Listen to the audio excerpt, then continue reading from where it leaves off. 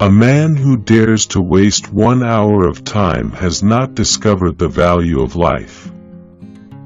Animals, whom we have made our slaves, we do not like to consider our equal. Man tends to increase at a greater rate than his means of subsistence. My mind seems to have become a kind of machine for grinding general laws out of large collections of facts. I have tried lately to read Shakespeare, and found it so intolerably dull that it nauseated me. On the ordinary view of each species having been independently created, we gain no scientific explanation. A scientific man ought to have no wishes, no affections, a mere heart of stone. The mystery of the beginning of all things is insoluble by us, and I for one must be content to remain an agnostic. Intelligence is based on how efficient a species became at doing the things they need to survive.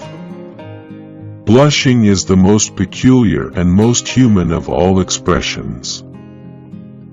The highest possible stage in moral culture is when we recognize that we ought to control our thoughts.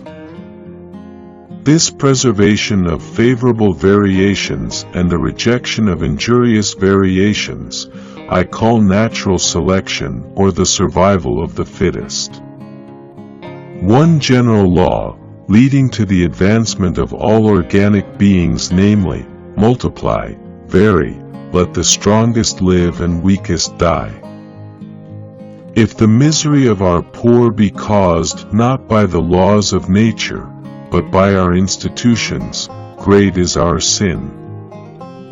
It is those who know little, and not those who know much, who so positively assert that this or that problem will never be solved by science. Man tends to increase at a greater rate than his means of subsistence. To kill an error is as good a service as, and sometimes even better than, the establishing of a new truth or fact. A moral being is one who is capable of reflecting on his past actions and their motives, of approving of some and disapproving of others. Man selects only for his own good, nature only for that of the being which she tends. A man's friendships are one of the best measures of his worth.